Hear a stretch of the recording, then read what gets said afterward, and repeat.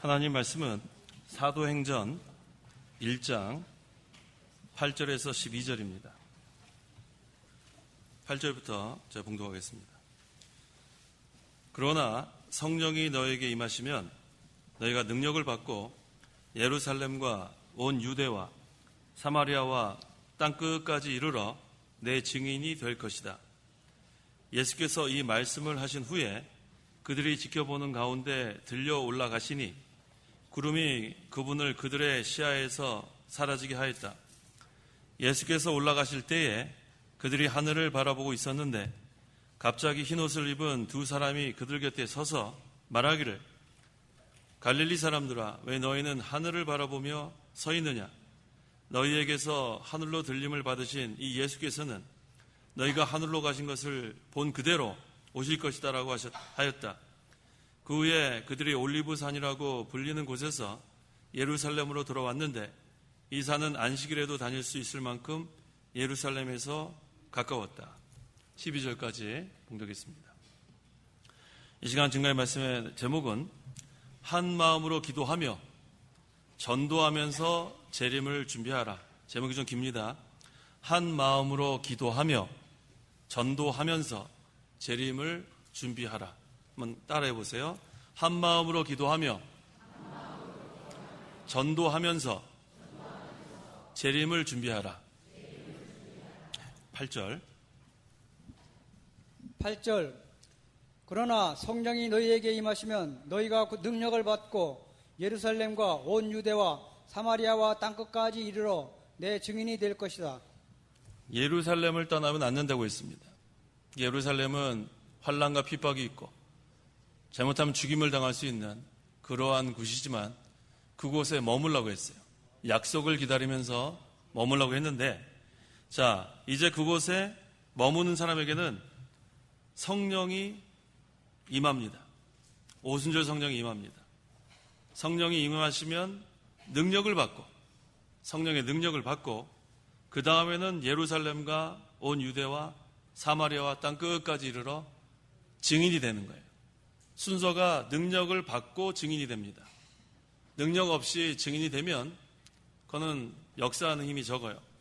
그래서 고린도전서 2장 4절 5절에 나의 말과 나의 선포는 지혜의 설득력 있는 말로 한 것이 아니라 성령과 능력을 나타나심으로 한 것이니, 성령과 능력의 나타나심으로 한 것이니, 또 이는 너희의 믿음이 인간의 지혜에 있지 않고 하나님의 능력에 있게 하려는 것이었다.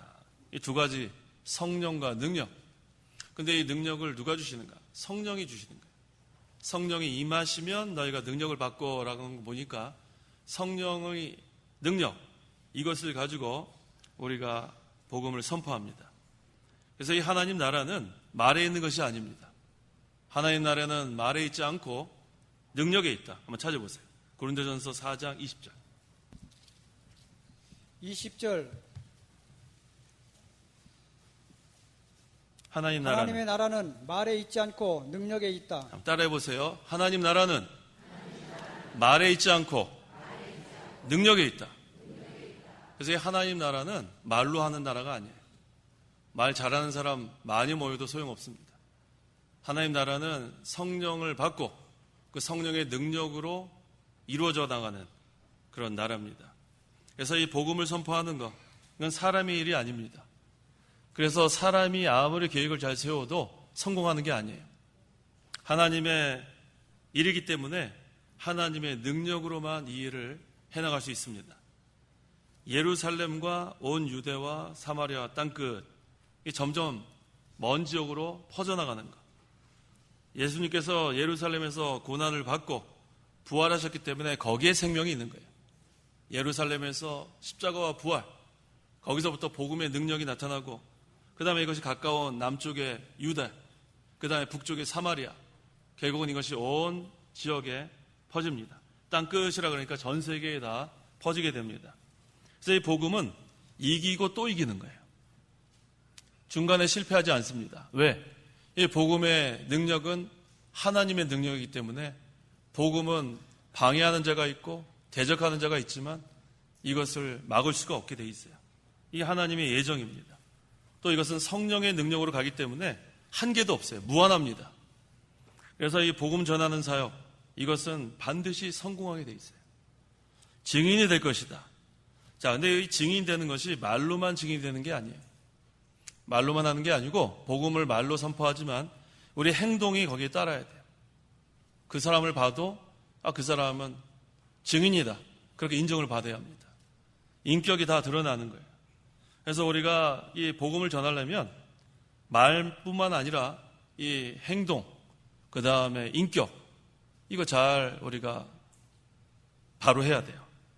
손가락질 당하면서 무슨 복음을 선포하겠어요? 손가락질 당하고 사람들한테 저 한심한 사람이다, 그런 얘기 듣고 복음 전하는 증인으로서 자격이 없어요.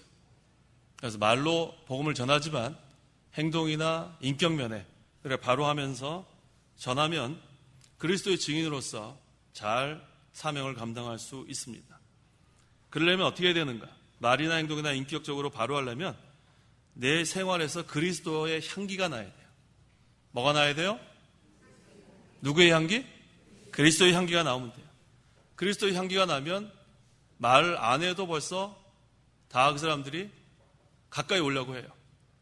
가까이 오려고 하는 사람이 있고 멀어지기를 원하는 사람이 있고 그러잖아요. 그래서 우리가 그리스도의 향기를 나타내는 사람은 가까이 가려고 합니다. 왜? 우리가 향기가 나면 가까이 가려고 그러지 않아요? 이거 무슨 향기인가? 이거 냄새가 참 좋다. 그렇죠? 그런데 썩은 내가 나면 어떻게 돼요? 멀리 하죠. 썩은 내가 나면 멀리 하게 돼 있어요. 그러면은 그리스도의 향기, 이것은 전파가 되지만 썩은 내가 나면 거기서 멈추는 거예요. 그래서 항상 우리는 말이나 행동이나 인격이나 그리스도의 향기를 나타내는 거. 이전에는 우리한테 썩은 내가 났죠. 이전에는.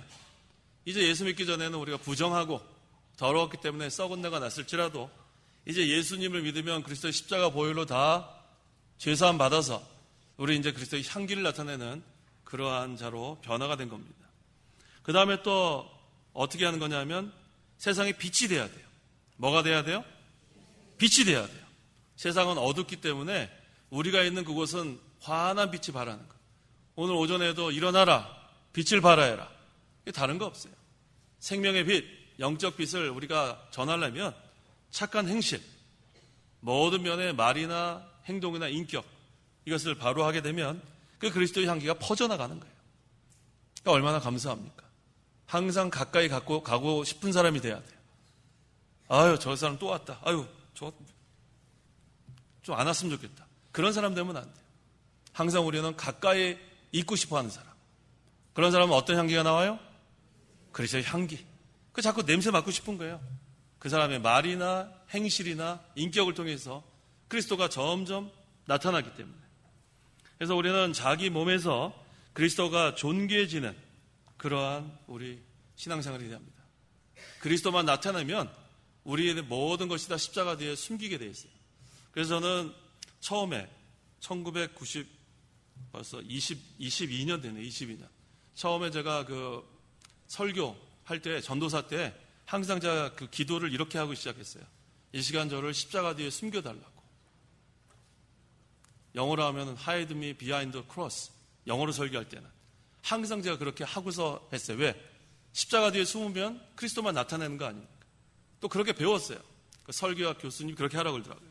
십자가 뒤에 숨기고 그리스도만 나타나면 그거는 설교 잘한 거라고. 그래서 우리는 십자가 뒤에 숨으면 돼요. 어디 뒤에 숨으면 돼요? 십자가 뒤에 숨으면 그 다음엔 십자가만 자랑하는 거예요. 십자가 부활, 그리스도만 자랑하고. 그래서 저는 그 마음이 지금도 그렇게 기도는 하지 않지만 여기 설 때마다 그런 마음으로 씁니다. 십자가 뒤에 숨겨주시옵소서. 그리스도만 나타나게 해 주시옵소서. 그러게 되면 그리스도의 향기가 나타나고 그때는 하나님께서 역사하십니다. 그래서 우리가 그리스도만 존귀하게 하려면 자기를 쳐서 복종시켜야 돼요. 자기가 남아있으면 그리스도는 존귀하게 될 수 없습니다. 자기를 쳐서 복종시키고 항상 그리스도만 존귀하게 되는 것. 과거에 그리스도의 향기를 내지 못했던 거 다 회개하고 이제는 그리스도의 향기만 나타나는 그런 마음이 되면 그 다음에는 살든지 죽든지 그리스도가 존귀하게 되는 거예요. 살든지 죽든지 그리스도만 존귀하게 되는 생활. 이게 참 중요합니다.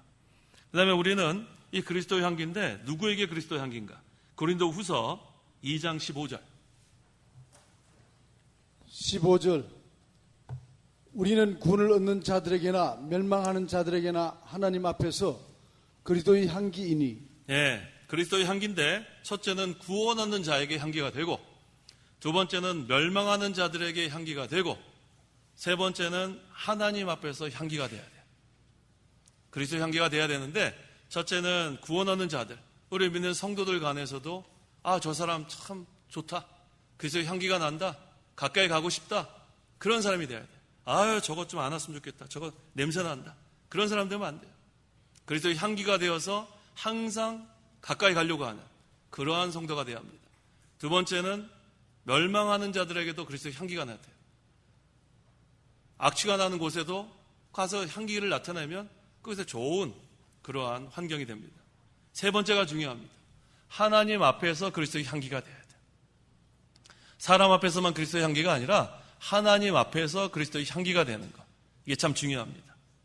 그러려면 늘 우리가 말씀을 붙들고 기도해야 돼요. 말씀을 붙들고 기도해서 자기의 잘못된 것을 다 회개하고 그다음에 말씀대로 살려고 힘을 쓰면 하나님 앞에서 그리스도의 향기 나타날 수 있습니다. 9절.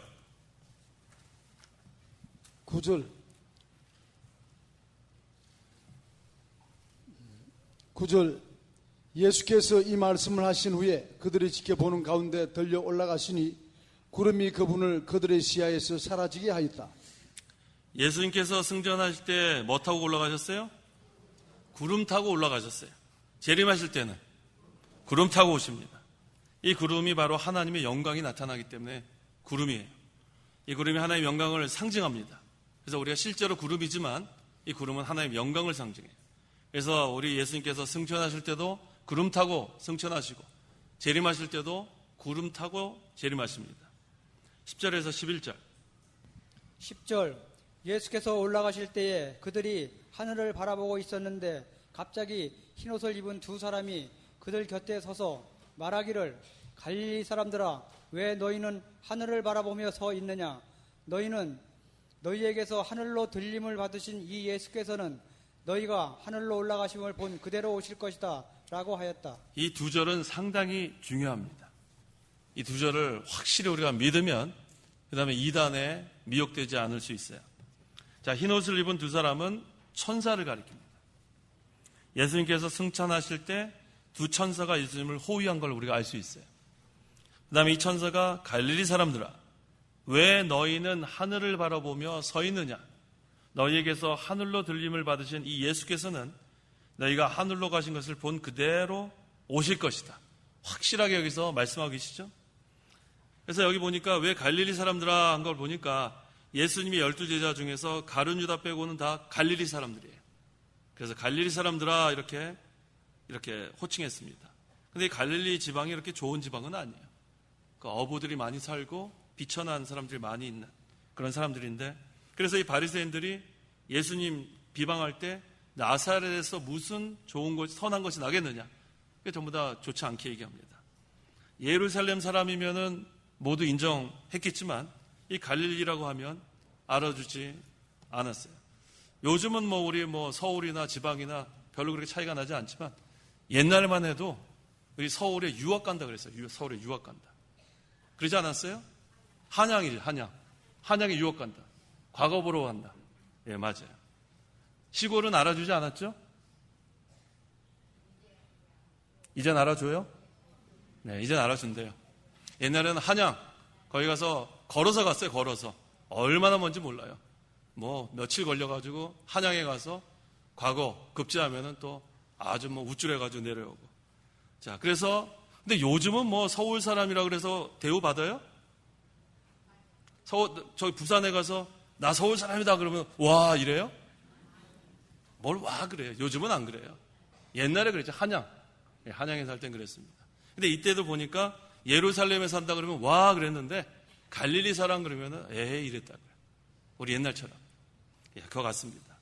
그래서 이 갈릴리 사람들아 그런 걸 보니까 이 천사들이 너 좀 겸손해져라 그런 거예요. 겸손해져라. 예수님 제자들한테 겸손하라고 이렇게 말해주는 거예요. 성도는 항상 겸손한 자리에서 있어야 돼. 겸손한 자리. 그래서 항상 겸손하고 항상 하나님 의지하고 나가는 거. 자, 여기 보니까 중요한 게 뭐냐면 너희가 하늘로 가신 것을 본 그대로 오실 것이다. 이 천사가 얘기해 주는 거죠. 하늘로 가신 본 그대로 오실 것이다. 이게 무슨 뜻인가? 예수님 재림하실 때 하늘로부터 내려오는 거예요. 하늘로부터. 갑자기 어디 계룡산에 나타나는 게 아니에요. 그거 잘 알아야 됩니다. 어디로부터 내려오세요? 그렇죠. 그대로 그랬잖아요. 하늘로 가신 것을 본 그대로 오실 것이다. 하늘로부터 온다. 그래서 하늘로부터 오지 않은 예수로 하는 것은 다 거짓말이에요. 계룡산에서 나타났다. 그거 다 거짓말이에요. 그렇죠? 그러니까 성경 위반이죠. 그 다음에 눈으로 보이는 구름을 타고 올라갔으니까 눈으로 보이는 구름을 타고 오시는 게 분명하죠. 그래서 지금 예수로 하는 사람이 우리나라에 30명이 넘는다는데 우리 봤어요? 못 봤어요? 못 봤어요. 그럼 전부 다 가짜예요? 아니에요? 가짜예요. 우리가 본대로 온다 그랬는데 우리 눈으로 못 봤단 말이에요. 근데 뭐 내가 재림주다. 전부 다 거짓말이에요. 그 다음에 예수님은 부활의 몸으로 올라갔으니까 부활의 몸으로 재림하시는 거예요. 그러니까 예수님 재림할 때는 우리도 부활의 몸으로 맞이하는 거예요. 근데 우리 지금 부활의 몸 아니죠? 근데 무슨 예수님이 재림하셨다 그래요? 다 가짜예요. 그러니까 성경에서 분명히 알려주는 거예요. 하늘로 올라가셨으니 하늘로부터 오신다. 그 다음에 눈으로 보이는 대로 구름을 타고 오셨으니까 이 육신의 눈으로 보는 대로 오신다. 그 다음에 부활의 몸으로 올라가셨으니까 부활의 몸으로 오신다. 이 세 가지에 맞지 않으면 내가 재림주라고 하는 건 전부 다 뭐예요? 전부 다 뭐예요? 가짜예요. 이제는 미혹되지 않겠죠? 이런데도 미혹되는 사람이 있단 말이에요. 이런데도. 지금 졸고 있으면 미혹된단 말이에요. 졸고 있으면. 중요한 거 하는 게 중요한 거. 세 가지 한번 따라해 보세요. 하늘로부터 오실 것이다. 구름 타고 오실 것이다.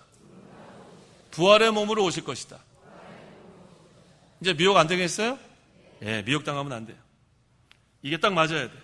그래야 예수님이 우리가 기다리는 재림주입니다. 재림 예수입니다. 그래서 우리 그 근본주의 5대 교리의 이 5번째가 가시적 재림이에요. 이 근본주의 5대 교리가 참 중요합니다. 이전에 그 자유주의 때문에 이 성경의 중요한 그런 초자연적인 역사들을 많이 부인했어요. 이 자유주의의 영향이 컸습니다. 하지만 그때 1920년대 근본주의가 나타나면서 많이 회복됐어요. 첫 번째, 무엇을 근본주의 5대 교리를 하는가? 따라해 보세요. 성경의 무호성. 성경에는 오류가 없다는 거예요. 그럼 우리 늘 질문하죠. 이거 뭐 바른 성경 벌써 6판인데 이거 바른 성경 보니까 1판, 2판 좀 다르고 5판, 6판 좀 다르고 이거 오류가 있는 거예요? 아니에요. 그렇게 따지는 게 아니고 성경에 오류가 없다는 것은 원본에 오류가 없다는 거예요. 원본. 성경 원본에는 오류가 없고 그 다음에 요즘 이렇게 우리가 번역하는 거 사본들은 전부 다 종류가 좀 있어요. 그래서 사본에는 조금 이렇게 차이가 있을 수 있지만 원본에는 오류가 없다. 이게 성경의 무호성. 그래서 사본이 조금 틀려도 구원에 이르는 지혜에 대해서는 전혀 문제 없어요. 그래서 우리는 성경의 무호성 하면 뭐에 오류가 없다? 원본에 오류가 없다. 근데 원본은 우리가 찾을 수 없어요. 하나님께서 남겨주지 않았습니다. 두 번째는 뭐예요? 동정녀 탄생. 따라해 보세요. 동정녀 탄생. 이게 또 왜 중요한가? 아담의 죄로 인해서 온 인류는 정상적인 방법으로 태어난 사람 다 죄인이에요. 근데 죄인이 죄인을 구원할 수 없기 때문에 성령으로 잉태해서 동정녀 탄생하신 예수님만 우리를 구원할 수 있기 때문에 동정녀 탄생이 중요합니다. 세 번째는 예수님의 육체적 부활. 따라해 보세요. 예수님의 육체적 부활. 예수님은 영으로 부활한 게 아니라 육체가 부활한 거예요. 그래서 부활의 몸이 된 거예요. 그래서 이 예수님의 육체적 부활을 부인하는 것, 이것도 잘못된 겁니다. 네 번째는 예수님의 대속적 죽음. 따라해 보세요. 예수님의 대속적 죽음. 우리를 대신해서 속죄하셨다는 거예요. 이게 아주 중요한 거예요. 그 어떤 종교에도 대신 속죄한 그러한 종교가 없습니다. 그래서 예수님의 대속적 죽음. 다섯 번째는 제가 알려드렸죠. 예수님의 가시적 재림. 이 가시라는 것은 눈에 보인단 말이에요. 따라해 보세요. 예수님의 가시적 재림. 네. 이 5가지를 근본주의 5대 교리로 합니다. 이거 부인하면 안 돼요. 5가지 다 외웠어요? 자, 첫 번째 해봅시다. 첫 번째, 성경의 무호성. 두 번째, 동정녀 탄생. 세 번째, 예수님의 육체적 부활. 네 번째, 예수님의 대속적 죽음. 다섯 번째, 예수님의 가시적 재림. 저만 쳐다보면 안 되고 대답을 하셔야 돼요. 대답. 저만 쳐다보시면 안 되고 대답을 하시라는 거예요. 5가지 다 기억하세요? 다 기억하세요. 이게 중요합니다. 이게 왜 이렇게 중요하냐면 오늘날 이것 중에 하나라도 부인하면 안 되기 때문에. 그래서 근본주의 5대 교리, 우리 칼빈의 5대 교리 외우는 것처럼 이 근본주의 5대 교리도 상당히 중요한 줄 아셔야 됩니다.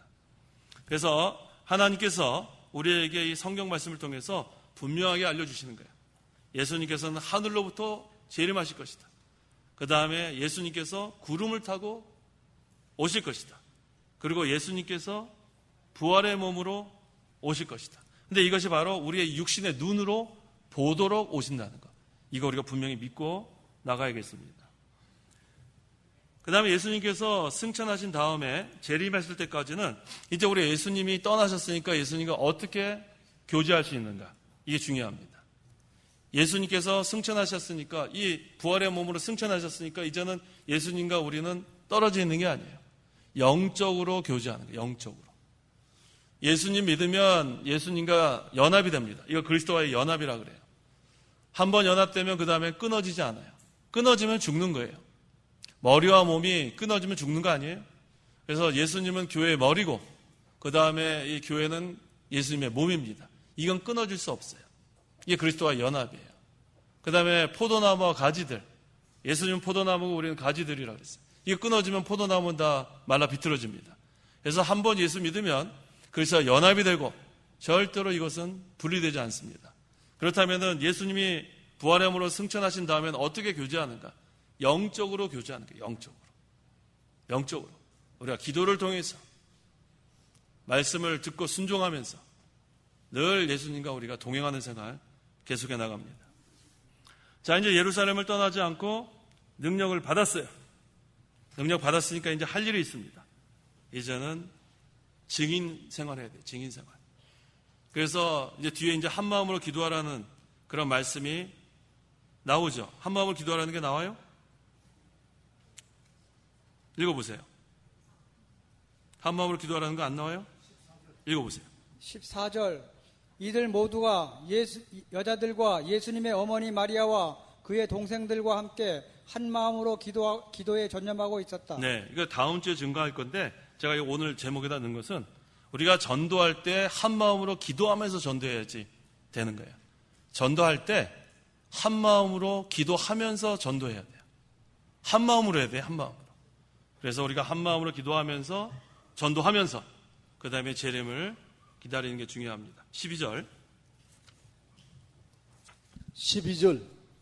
그 후에 그들이 올리브 산이라고 불리는 곳에서 예루살렘으로 돌아왔는데 이 산은 안식일에도 다닐 수 있을 만큼 예루살렘에서 가까웠다. 네. 예수님께서 올리브산에서 승천하셨는데 누가복음 24장 50절 51절에는 베다니에서 올라가셨다고 했어요. 누가복음에서는 올리브산, 누가복음 19장에는 올리브산, 누가복음 24장에는 베다니. 근데 이곳은 같은 곳이에요. 같은 곳인데 올리브산 남쪽 기슭에 베다니가 있다고 합니다. 그러니까 어떤 곳에서는 올리브산에서 승천했다고 하고 어느 곳에서는 베다니에서 승천했다고 했습니다. 예수님께서 승천하셔서 모든 것이 끝났다고 생각하면 안 돼요. 승천하신 다음에 이제 제자들은 예루살렘에서 성령을 기다려야 돼요. 승천한 게 끝난 게 아닙니다. 그래서 예루살렘을 떠나지 말고 거기서 한 마음으로 기도하면서 이제 성령의 능력을 받아서 증인되는 것, 이게 중요합니다. 이 산은 안식일에도 다닐 수 있을 만큼 예루살렘에서 가까웠다. 이 안식일에서 먼 길을 가지 못하도록 규례가 이렇게 정해져 있는데 이 올리브산은 예루살렘에서 가까워서 안식일에도 갈 수 있는 그러한 거리였다고 합니다. 우리 그 본문을 좀 더 해야 되겠어요. 한 14절까지. 오늘 본문을 그 사도행전 1장 8절에서 14절까지 좀 연장해야 되겠습니다. 13절과 14절.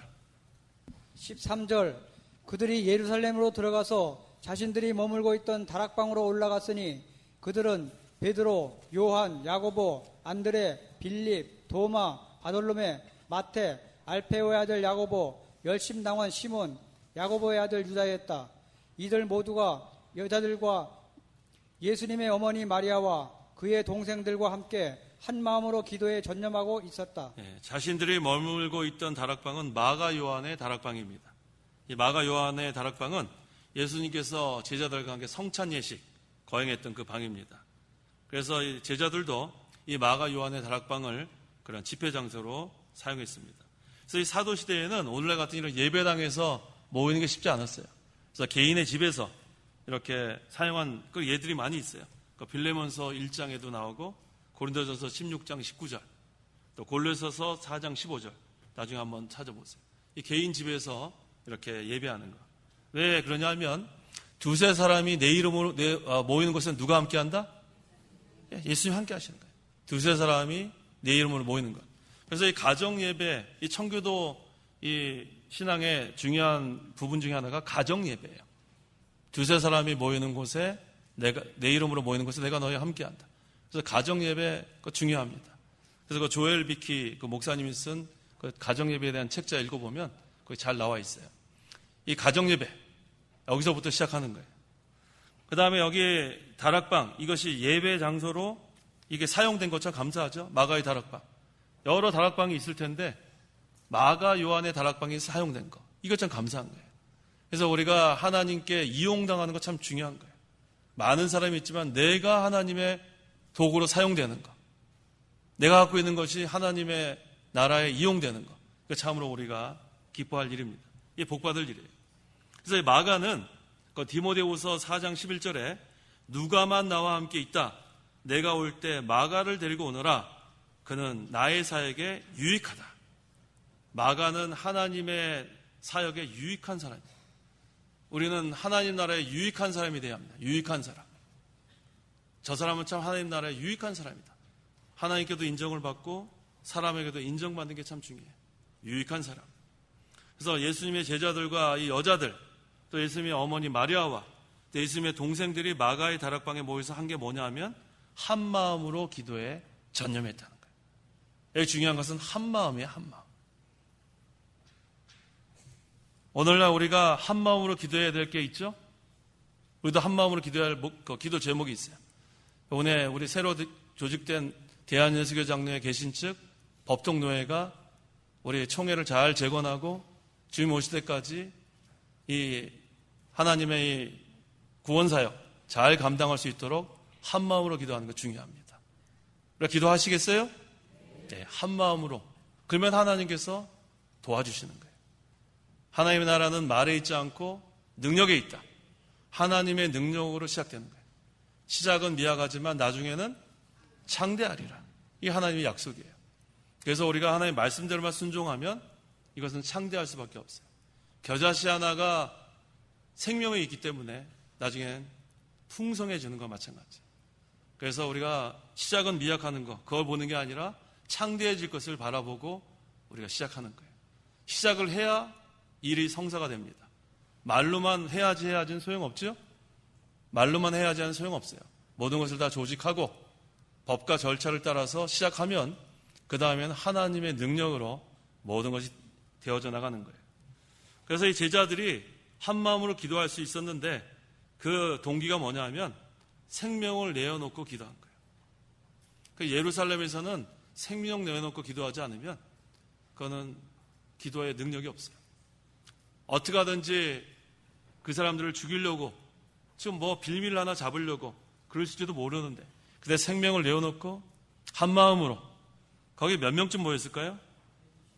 120명 모였다 그랬죠? 120명. 네, 120명. 예수님의 어머니 마리아 그 다음에 120명.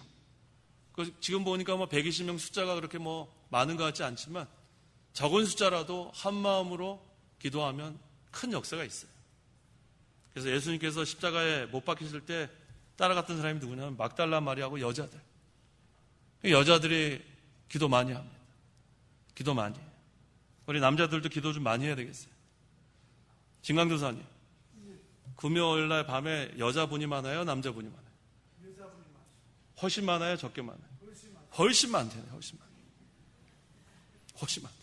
오늘 새벽에도 보니까 여자들이 훨씬 많아요. 그 생각해 보니까 예수님 십자가에 달려 죽으실 때 여자들만 갔어요. 남자는 한 명. 누가 갔어요? 요한, 사도 요한 한 명 따라갔어요. 남자분들 이렇게 조용하세요. 남자분들 기도에 힘씁시다. 네. 왜 이렇게 작으세요? 좀 힘쓰세요. 자, 우리가 기도에 힘써야 돼요. 남자, 여자 다 힘을 합했어요. 여기 지금 다 힘을 합한 거예요. 마가의 다락방에 모여서 간절히 기도할 때, 한 마음으로 간절히 기도할 때 큰 역사가 일어나는 거예요. 그래서 우리가 환난과 핍박이 올 때에는 기도하는 것밖에 없어요. 기도하는 거. 특별 기도. 무슨 기도요? 특별 기도 해야 돼. 특별 기도.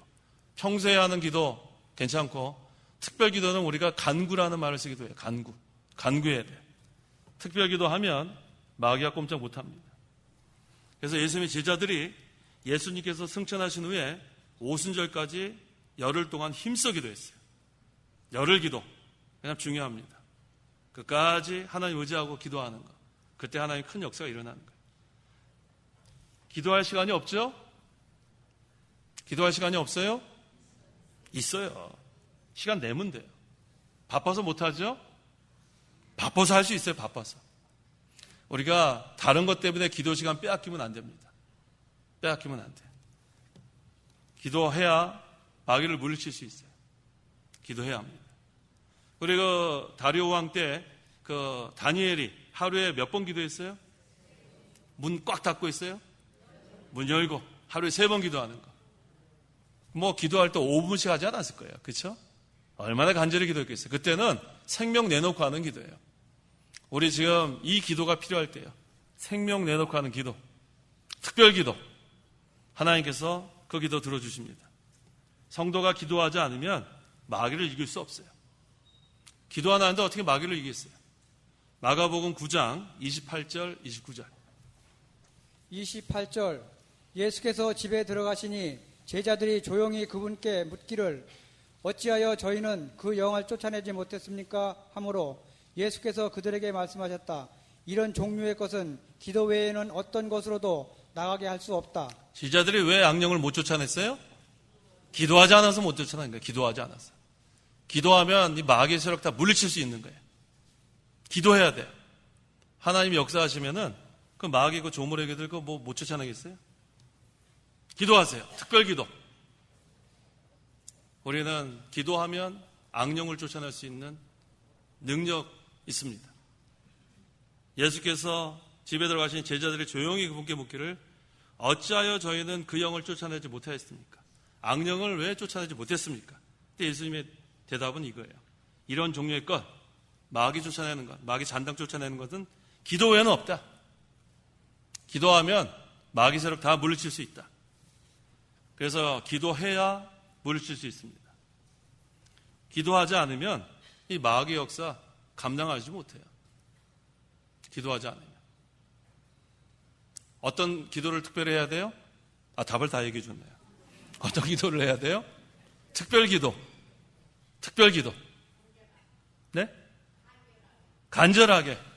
네. 또 하나 또 없어요? 간절하게. 한 마음으로. 네. 간절하게 한 마음으로. 이렇게 특별 기도 해야 돼요. 자, 그 다음 두 번째는 왜 악령을 못 쫓아내는가? 마가복음 9장 19절.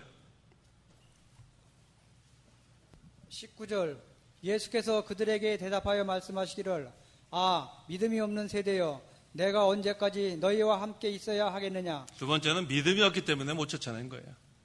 첫째는 기도하지 않아서 못 쫓아내고 두 번째는 믿음이 없기 때문에 못 쫓아냈다고 했습니다. 여기서 믿음은 어떤 믿음인가? 능력 있는 믿음. 따라해 보세요. 능력 있는 믿음. 산믿음. 네. 이 믿음이 있으면 쫓아낼 수 있어요. 기도해야만 능력이 있습니다. 그래서 우리가 오랫동안 신앙생활을 해왔는데 기도해야 돼요. 이것은 옛날에 기도를 많이 했기 때문에 지금 안 해도 되는 거 그런 거 없어요. 기도는 매일 하는 거예요. 날마다 하는 게 기도예요. 그래서 우리 말틴 루터가 그랬죠. 새들이 우리 위에서 왔다 갔다 하는 건 어떻게 할 수가 없어요. 그런데 뭐는 막을 수 있어요? 머리 위에 둥지 틀지 못하게는 할 수 있다는 거예요. 그래서 하루 기도하지 못하면 이 복잡해서 견디지 못하는 거예요. 기도하면 둥지 못 틀게 할 수 있죠. 여러 가지 복잡한 생각 뭐 많이 들 수 있는데 거기에 우리가 지지 않습니다. 기도에서 그 둥지 못 틀게 해야 돼요. 그렇지 않으면은 사람이 나중에는 분별력도 없고. 그래서 우리가 기도할 때도 정욕대로 하는 기도는 들어주지 않는다고 했죠. 하나님 뜻대로 기도하려면 말씀을 붙들고 기도해야 돼요. 말씀을 붙들고. 이 세상의 것은 전부 다 없어진다고 했죠. 다 없어집니다. 육체는 풀과 같고 영광은 풀의 꽃과 같고 잠시 잠깐 후에는 다 없어집니다. 하지만 뭐만 영원히 선다고 했어요? 하나님 말씀은 영원히 설 것이다. 그러니까 우리는 이 말씀이 그렇게 중요한 거예요. 기도와 더불어 말씀이 중요합니다. 영원히 선다는 이 말씀. 그런데 이 말씀이 바로 우리의 중생한 영이 말씀으로 거듭난 게 참 감사해요. 영원히 설 말씀으로 거듭났기 때문에 중생한 영도 영원한 거예요. 중생한 영은 죽지 않습니다. 그 다음에 우리가 말씀을 순종한 것도 없어지지 않아요. 말씀이 영원하니까 말씀을 순종한 것도 영원합니다. 그 다음에 기도할 때 말씀을 붙들고 기도하면 그것도 없어지지 않아요. 그래서 기도할 때 말씀 없이 기도하면 안 돼요. 그럼 중언부언할 때가 많습니다. 말씀이 없으면. 그래서 우리가 배운 말씀 그거 땅에 떨어지면 안 됩니다.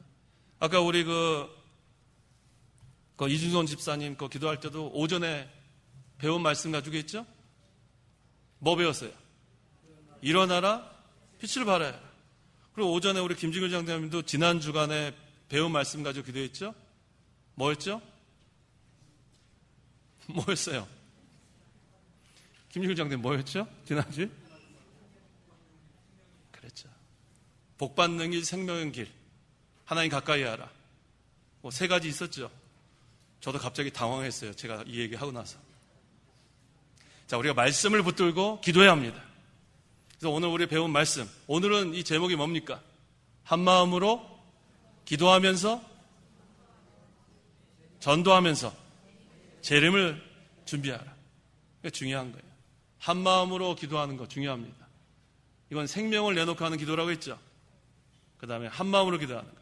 그 다음에는 성령의 능력을 받고 그 다음에 전도하면서 우리가 준비하는 거예요. 그 다음에 예수님께서 재림하실 때는 세 가지 어떤 모습으로 오신다고요? 하늘로부터 오신다. 두 번째 구름 타고 오신다. 세 번째 부활의 몸으로 오신다. 이거 우리가 자꾸 기도할 때마다 되새김질 해야 돼요. 되새김질 해야지 잊어버리지 않습니다. 오늘 오전에 배운 것도 되새김질 하시고 오후에 배운 것도 되새김질 하시고 그래서 우리가 이 말씀을 붙들고 기도하면 그것은 영원한 겁니다. 기도하십시오. 기도하겠습니다. 하나님 아버지 감사합니다. 예루살렘을 떠나지 말고 하나님의 약속을 기다리라고 했는데 성령이 임하시면 능력을 받고 그 다음엔 증인 되라 했습니다. 우리가 능력 있는 믿음을 가지고 산 믿음을 가지고 증인이 되기를 간절히 원합니다. 또 한 마음으로 간절히 기도하면서 생명을 내놓고 기도하면서 증인 되기를 원합니다. 그래서 하나님께서 우리를 불러주신 것만 해도 감사하고 또 우리를 증인으로 사용해 주신 것도 감사해서 우리가 어찌하든지 감사하고 또 하나님 능력을 힘입어서 하나님께서 맡긴 사명 잘 감당할 수 있도록 도와주시옵소서. 우리 예수님께서 재림하실 때에는 하늘부터 내려오시고 또 우리 눈으로 구름 타고 오신 거 보기에 내려오시고 또 부활의 몸으로 오신다고 했습니다. 분명하게 우리에게 이렇게 알려주셨사오니 어떠한 이단이 우리를 미혹해도 분명한 이 말씀을 가지고 미혹당하지 않도록 하나님께서 우리 모든 성도들을 붙잡아 주시옵소서. 예수님의 이름으로 기도하옵나이다. 아멘.